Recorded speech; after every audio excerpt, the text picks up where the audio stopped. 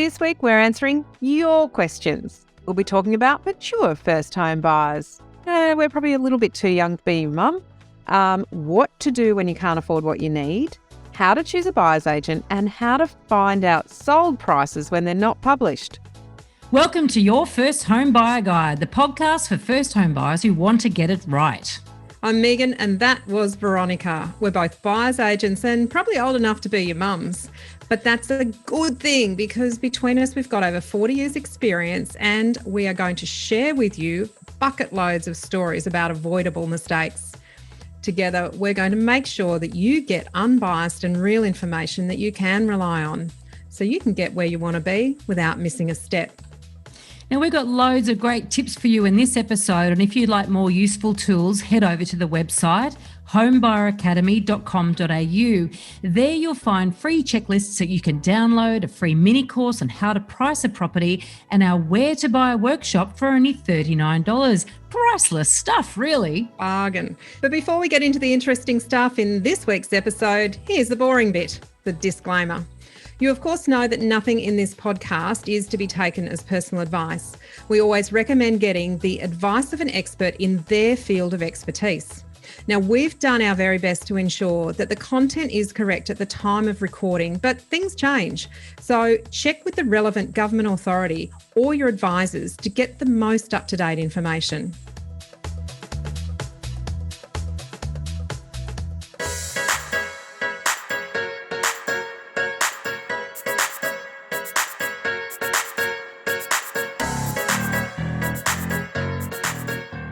Today we're answering your questions and thank you so much for sending them in. We love getting them. But before we get into that, what is your special house this week, Meighan? Well, check this out. So I simply looked for the most expensive house for sale.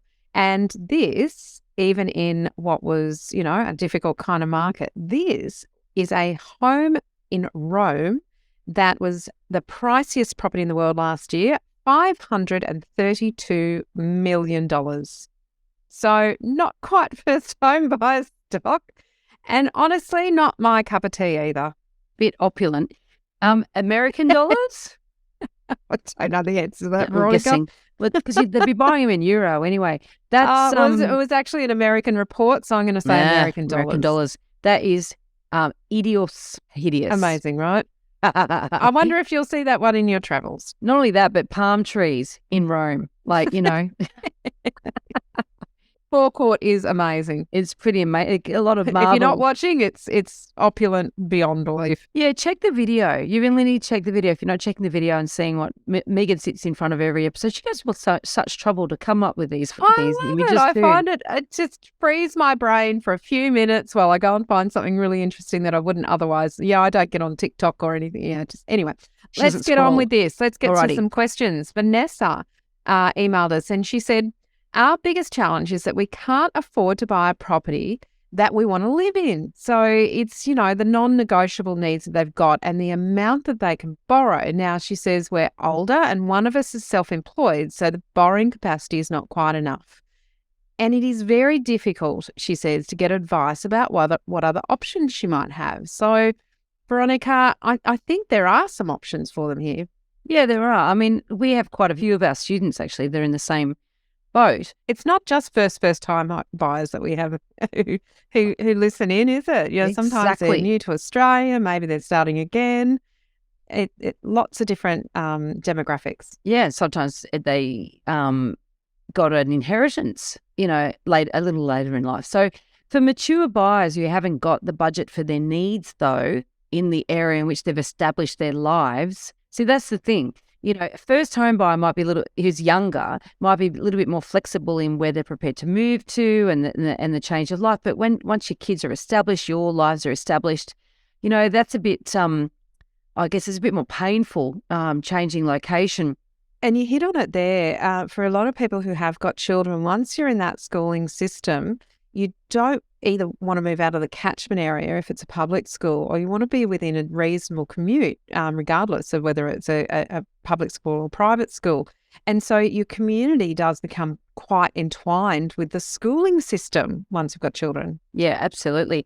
And certainly under those circumstances, it might be that rent vesting is a better option. And that is where you stay renting where you want to live, and you buy an investment somewhere else where you can afford a good property. It might even be in the same area, just smaller than what you need.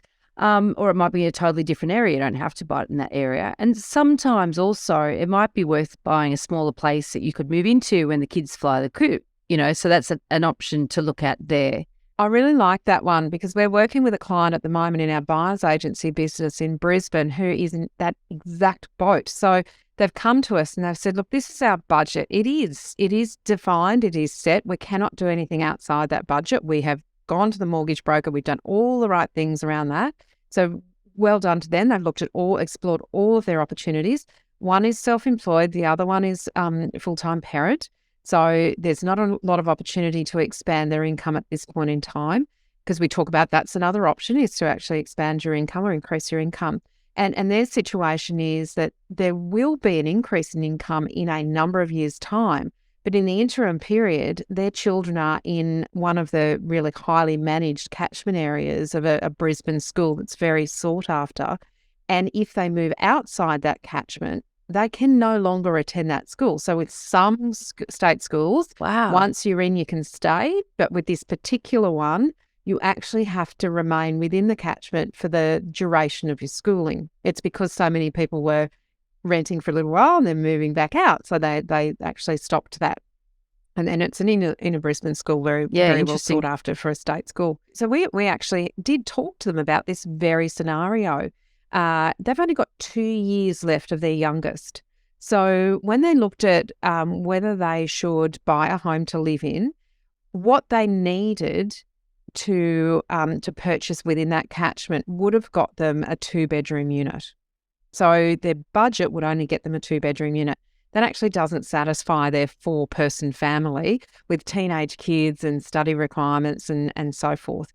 So we did look at this rent vesting option, and what they decided was to think about, and put lots of options on the table, was to think about buying that place that they will go to when the kids are finished school. And it will be outside the catchment. They have a greater availability of opportunities, and prices are a little more moderate in the areas that they'd like to live in when they haven't got to live where they've got to live at the moment. And it has, honestly, it's just opened up their minds to what life will look like in 2 years, instead of going, we have to do something to live in now. No, we're going to do something that will rent for a little period of time to somebody else. We'll continue renting in the area that we have to rent in. But here we have our base that we're going to go to when the children are off to university. I had a conversation with some people today who they've been living in an apartment. They've bought the apartment and they've got one toddler. And they're like now looking at buying the family home in suburbia, and they've got some challenges in terms of what they can afford, where they can afford it, all the normal things. So even upgraders have the same problems that first home buyers do in that regard.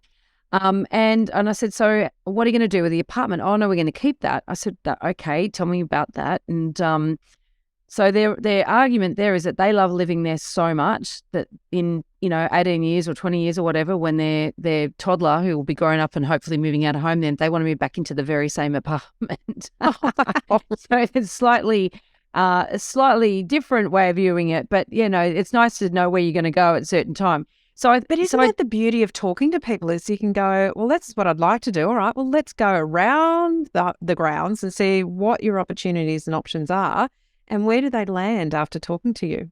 Well, what I have said to them, unfortunately, is that, yes, that might be a wonderful way to look at the world and think, I know where I'm going to be in 20 years' time, but you've got the next 20 years and you've got to be very happy with what you're living in then and where you're living. And if that means that you're going to be compromising too much on the next 20 years, just so that in 20 years' time you can move back here, I'd be selling it and contributing to a better budget for an upgrade home. So if they kept it, it would have adjusted what they could borrow to purchase their home. Yeah, quite hamstrung actually. And so, but listen, we're going to take them through the where to buy process. So, we do that. We consult with our clients and we call it a getting started session, but it's basically the where to buy process. So if you find yourself in the same situation, you're trying to work out your options, we have a $39 tutorial you can do, and that takes you through that whole exercise. So that's a very, very useful thing to do, to look at really what your options are. Yeah, it's very powerful because it makes you think about, we talk about the 3 Ps and position, property and price.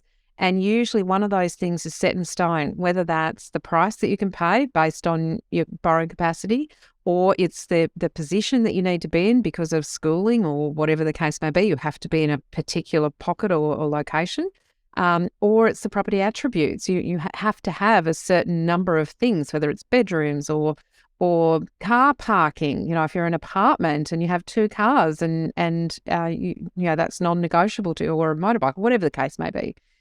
Of those 3 things, usually 1 or 2 of them are pretty set in stone, and the other one is a thing you've got to be incredibly flexible about. So it's a very, very powerful process. But Veronica, I was also thinking, remember we interviewed Hung Choi in episode 118, and this is when we're talking about the price now of those 3 P things. Price is often set by your borrowing capacity. And that's a conversation you have to have with a mortgage broker. You can't do an online calculator to work out how much you can borrow, because usually it's vastly different to what the reality is. And Hung certainly was quite different in how he approached some of these things. And there are many mortgage brokers who are just, you've got to have your 20%, and if you're not a PAYG employee with a good 6 months in your job, they don't really know what to do with you. But there are some mortgage brokers who are really good at understanding people who are self-employed or a bit out of the box, or maybe they're paid a base and a commission, or there are different ways that people are paid now, and some mortgage brokers get that and know how to apply the financial institution's different lending policies and look at them and work with what you've got to find opportunities that might work for you. And some people just can't. They're a bit more sort of straight down the line, a bit boxed. And certainly if you go directly to a bank, you're going to find that they're going to want you to fit in their box, and there's not a lot of wiggle room if you're a bit outside the box. Yeah, so I think, and that was a very interesting interview with Hong as well, because it was like, oh, wow. So some people who really just feel like banks don't love them because they're self-employed could actually have a very different experience if they're working with a broker who gets that and understands which banks are going to view, different information from you differently, and which ones are going to, treat it differently. And then you have potentially a better borrowing capacity. So it's worthwhile exploring that. You might not go down that path, but it's worthwhile understanding what your options are. Absolutely. And it makes me think also, sorry, we're going down one path and we've got all these other questions to get to, but it's really quite relevant, because if you're buying a property to live in, you may have a vastly different borrowing capacity than if you're buying a property to invest in. So you're not going to necessarily have the same borrowing capacity. So it's really important to go through that whole process with a broker and say, all right, well, if I live in it, what does it look like? If I rent it out for a period of time, what does that look like? And also, if you are thinking about buying an investment property and perhaps buying a home down the track, make sure you put that on the table so that you can be told about, all right, well, here's the potential impacts. And if you do this might be the impact on your borrowing capacity down the track. It's good to have that big, holistic kind of look at what your life might look like. Because if you just walk in there and go, I'm buying an investment property and this is what I think I want to pay, and they approve you for that without you having a conversation about what you might do in a couple of years, it might be a really bad decision. It might actually really shackle you to that bottom rung on the ladder for a lot longer than if you'd had a bigger conversation around, well, if I buy this now and then I want to do that, what's the impact of that? Am I better off doing it this way or that way? These conversations you can have and throw ideas around with people that are well versed in thinking outside the box and going, oh, well, maybe if you did it this way, it may get you along that stepping stone, along that ladder in a faster way or an easier pathway. And that's one of the big issues there is tax implications. And that's why it's really important to get good advice from your broker, but also potentially from an accountant as well. So We talk about in step 1 of the PACE system, your first home buyer guide, we've got 10 steps and taking you through those steps in order. How important is that? Step 1 is getting your advisors lined up correctly so that you don't end up making a mistake by assuming some things, doing them, then realizing too late you could have done it a different way and cost yourself a lot less money. All right, next question. Let's go on to Glenn, who is a mortgage broker. So he's a regionally based mortgage broker, and he's right at the starting point of his property investment journey with his wife. They're willing to treat this as a commercial transaction, well done, whereby we don't have any hang up on needing to buy locally. So that then opens up a huge amount of markets to potentially buy in. Pretty daunting in the first place, and good on you for thinking like that. So great. The country is your oyster, but it is also daunting when you're buying outside an area that you're really comfortable with. They see the value in having a strong team behind us, and buyer's agent seems like a logical addition. But some of your content, as in our content, makes me think twice about who I should go with, because a lot of the buyer's agents out there may not be as experienced as they may suggest. And that is a great question. And it is an excellent question. And it is sadly the truth. And that's why we keep banging on about it.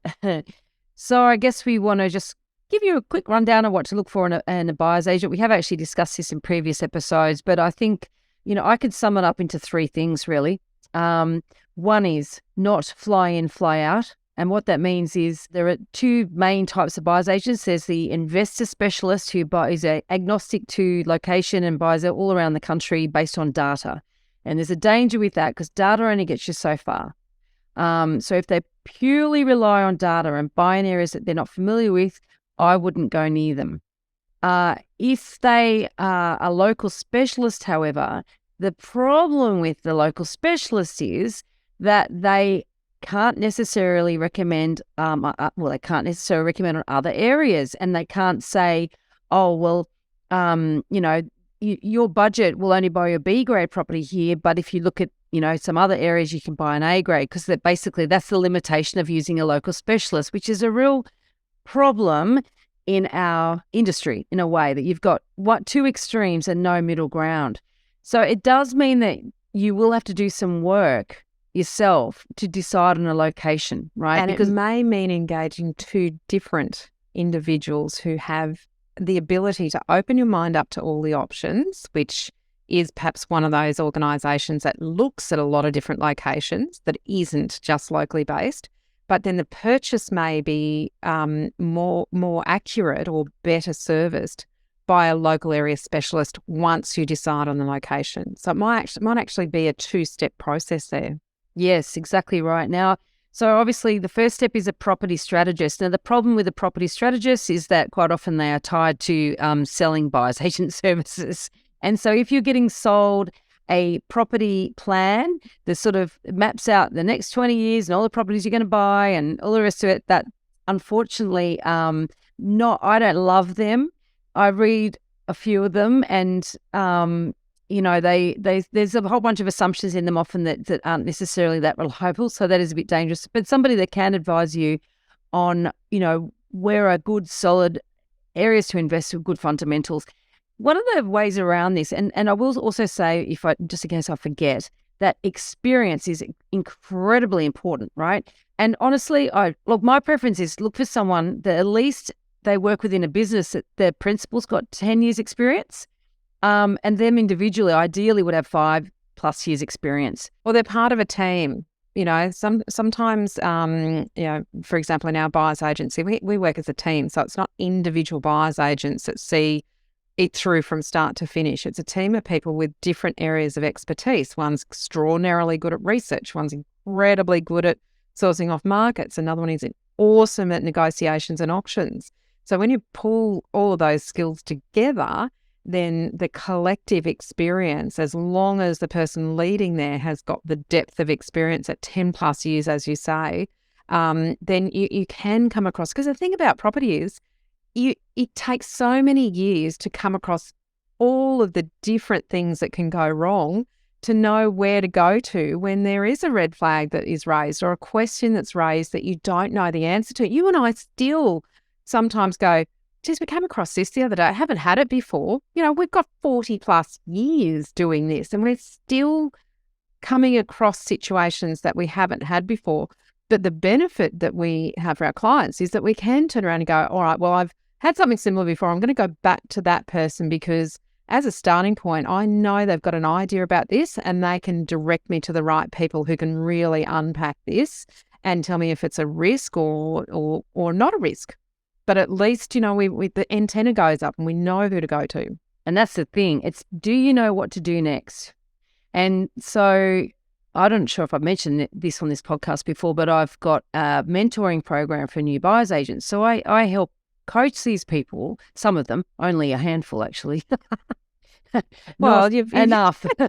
You're as picky with them as they're going to be with you. But, you know, you've got to be pretty motivated to get into a program with Veronica because she doesn't take it lightly. Don't mince words. So, but the point being that if you don't know what to do next, right, you got to work within a team where you've got someone to go to that will help you tease out what the options are. And so that's where experience is so important, as Meighan was talking about then. If the individual hasn't got the 5+ years experience, at least they're working within a team where cumulatively there's a lot of that experience that they can draw upon, rather than being an individual working in a very individualist business where it's, you know, it's each to their own and dog eat dog.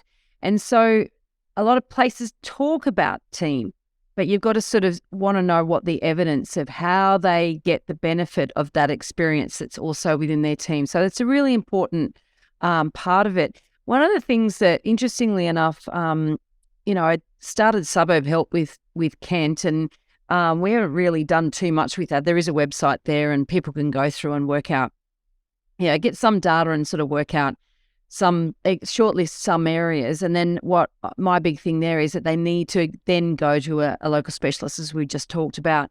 But in a way, what I'm even suggesting some people will look at these days is to talk to, they think, okay, well, maybe I can afford something in Newcastle, maybe I can afford something in Brisbane, maybe I can afford something in Adelaide, for argument's sake.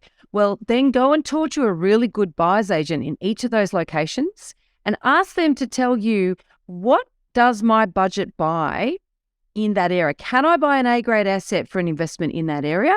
And give me some examples of the types of property that you think that I'd be looking at with that budget. And a good experienced buyer's agent will do that. They will share that information. Now, they might not give you the address. That's subject to the clients, okay, around that sort of stuff.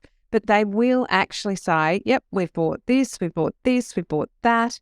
And it will give you a really good idea of how they assess properties as well. Because whilst buyer's agent might not give their entire intellectual property, they can talk to you about the basics of how they assess an investment grade property.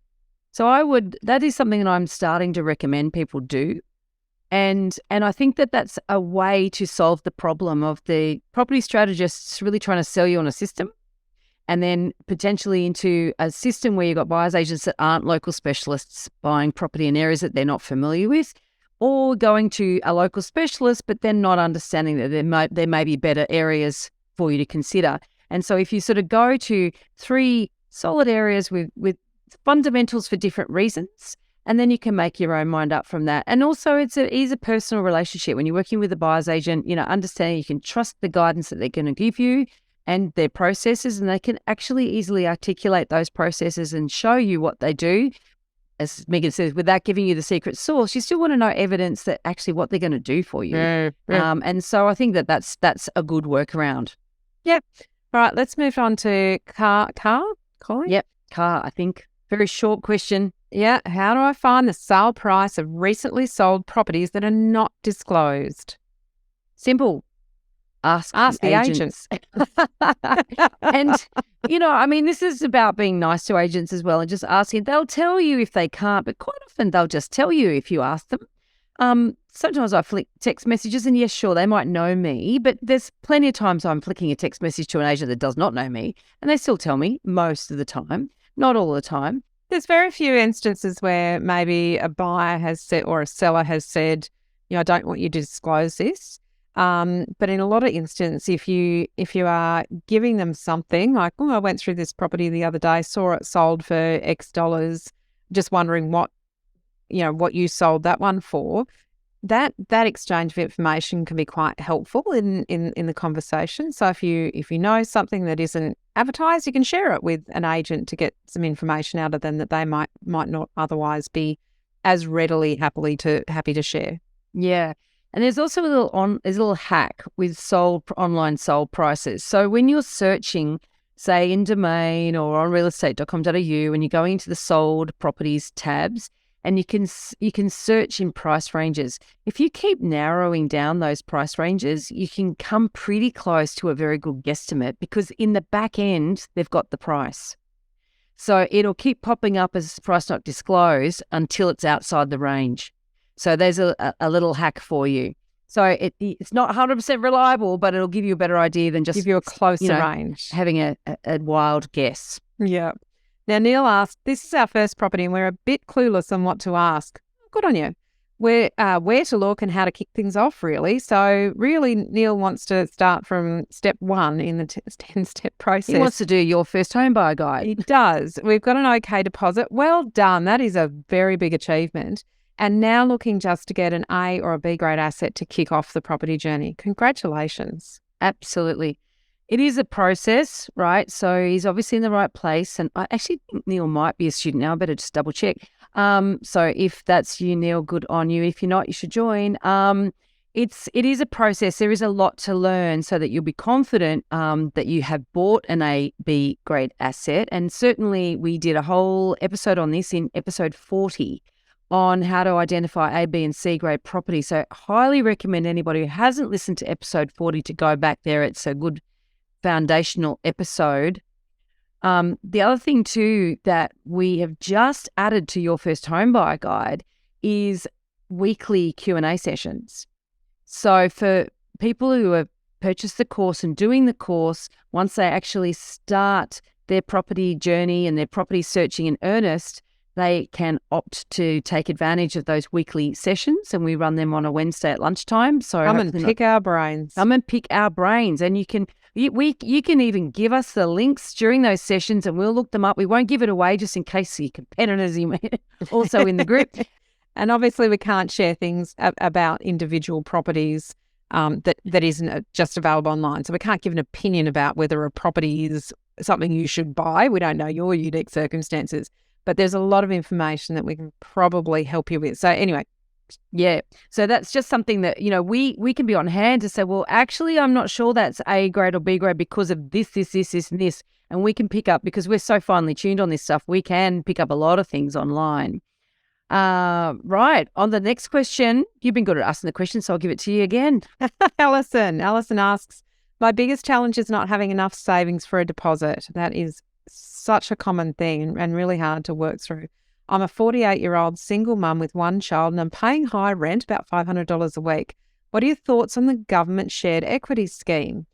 As that may be an option for me as a first home buyer, and a 2% deposit is doable.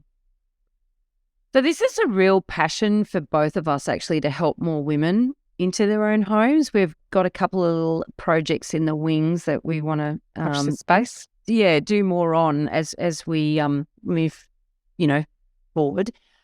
This is a great question, and obviously the answer for any individual needs to take into account their personal situation. Okay, and so that obviously we can't give Alison specific information or advice on her situation because we don't know enough about her situation. But we have recorded a podcast where we do discuss the pros and cons of the shared ownership concept, as in the government shared ownership concept. That's in episode 77. So, and highly recommend anybody who's thinking about taking up even the 5% scheme, but also any of the shared, the co-ownership schemes that some of the Victorian government's come up with one. And obviously there are some other scheme. organisations that are looking to do a little bit more in that space as well. We've spoken to different companies that are in that space. So very, very important to get very good advice around those if you do go down that track. It is certainly an option, but we say eyes wide open, understand, if you only own 2% of a property and prices go down, you've got to make sure that you've got a really good asset, because you don't want to be in a position where you owe more than what the property is worth. most important thing, assuming that you can afford repayments, again, we don't know your personal situation, but the most important thing is that you buy the best place that you probably can, the best property that you possibly can. And by this, what I mean is, especially since the deposit is so small, if it goes down in value, you end up in a negative equity position. That is, you owe more than what the property is worth. Whereas if you've got a 20% deposit, if you've got a little fluctuation in value, you got a little bit more wiggle room, and the bank isn't potentially knocking at your door to say, I don't know that we like this security anymore. Yeah. Now, obviously, if you do take advantage of the government shared ownership, that's not such an issue in itself. But the other thing that you need to be thinking about with buying the best possible home you can is the one that suits your needs for the longest period of time. Because where quite often people have this sort of short-term focus, trying to just get onto the ladder, and they're not really thinking, okay, will this really serve me for another 10 years? Will this be the right property for me? 5 years is the minimum we recommend you consider. But look, I think there's a lot of costs going in. There's a lot of costs going out if it doesn't suit you for a longer period of time. That's the thing, particularly when you're only looking at a 2% deposit. The cost to buy, obviously you're going to be saving some stamp duty and all the rest of it by taking advantage of various first home buyer opportunities, depending on the price points, et cetera, et cetera. The other thing too is be very wary of any shared ownership scheme that insists you buy brand new. Yes. Any scheme that insists you buy brand new, because there is huge risks. And often the prices are inflated, and often they're in areas where there's a lot of the same, whether that's an off-the-plan apartment or a house and land package, where you've got a lot of things that are the same. If you go back to that episode on A, B, C grade properties, scarcity is one of those things that is a driver for potential for capital growth. So if everything's the same, it's not really very scarce. Very, very important that you select that asset, not based on just purely on the incentives that are going to be offered if you do go down the brand new path. Yeah. And look, taking on a mortgage debt for the first time is always daunting, especially when you're doing it on your own. So obviously key is your budgeting and your buffers, and making sure that your mortgage advisor or your broker is giving you good guidance there. So if you don't feel like you're getting good guidance, go and find one that is going to guide you. And there's various ones. You and I come across some brokers who are unbelievable at working with women who have either gone through life on their own or have become suddenly single through different circumstances. And sometimes you're on the ramp up to building your life, and sometimes you're just having to completely rejig your life. You and I have been through that circumstance where you go from a marriage and joint assets to now going, all right, well, I've got to rebuild this. And there are some people out there, and we talked to Nicola McDougall in a recent episode who had some great ideas around women who are moving through and how property can be an enabler to financial freedom and setting yourself up. So it's one step at a time is very key to managing what can be quite overwhelming, particularly when you haven't got someone who you can bounce these sorts of things off and feel like you're taking that risk, you're taking that big step together. But making sure you're getting the right advice from the right professionals can help you feel like you have got that sounding board around you. Yeah, very important. And of course, we're here to help when you're ready as well. So that's it for this Q&A episode. Keep the questions coming. We can't wait to do the next one. In this episode, we've covered a very small part of our 10-step online course for first-time buyers. If you would like to learn more about the process and how to buy without making a mistake, then head over to our website, www.homebuyeracademy.com.au. Don't forget to subscribe to the podcast so you won't miss an episode. And if you like what you've heard today, please give us an iTunes review. 5 stars would be wonderful. It will help others find us as well. Thank you for joining us. We hope you found this really useful. And if you have, please share the love with others who you know are in the same boat. We'll be back next week with some more priceless stuff.